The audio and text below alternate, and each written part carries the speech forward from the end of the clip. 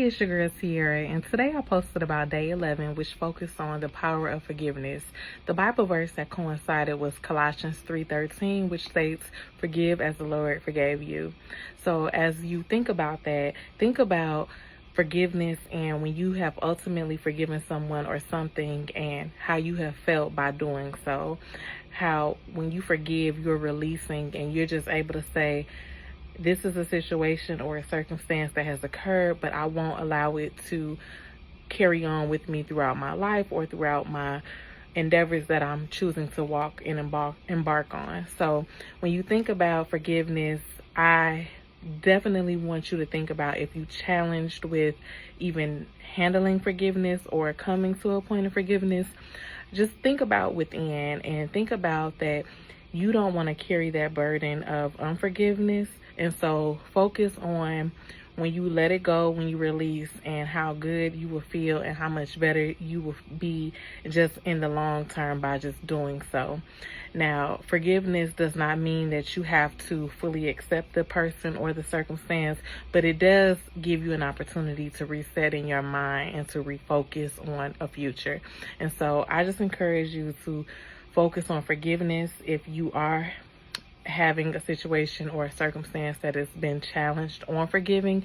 And if you have forgiven a situation and you are in that new chapter, just continue to embark on all the things that you know that you have set out for, because the power of forgiveness is so great. And I can think of many circumstances in my life where I could be bitter or I could hold on to unforgiveness, but I choose not to. I choose to live free.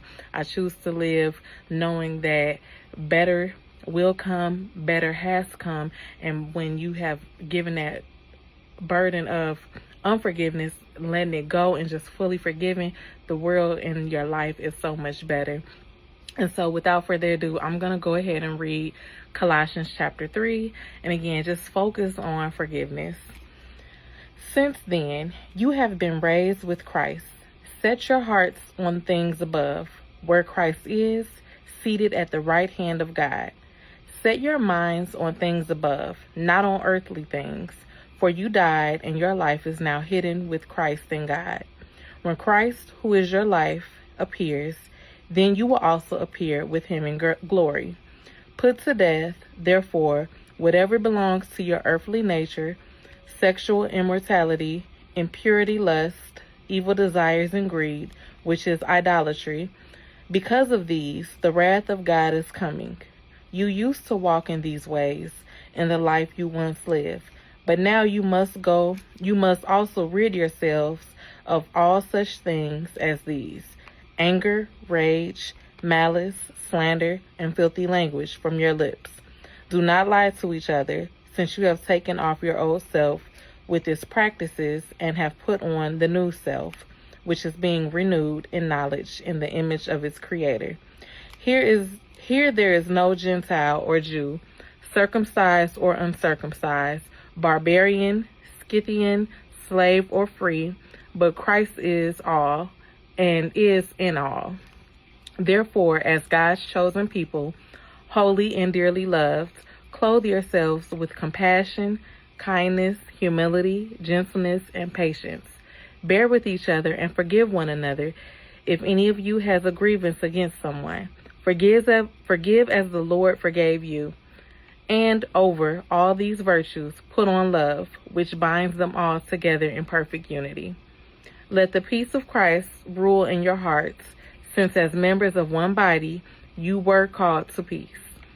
And be thankful. Let the message of Christ dwell among you richly, as you teach and admonish one another with all wisdom through psalms, hymns, and songs from the Spirit, singing to God with gratitude in your hearts.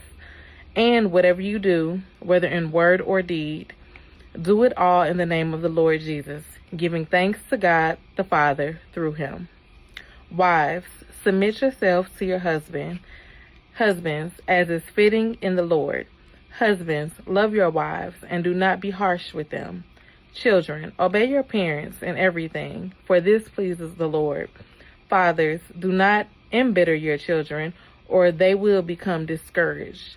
Slaves, obey your earthly masters in everything, and do it not only when their eye is on you and to curry their favor, but with sincerity of heart and reverence for the Lord.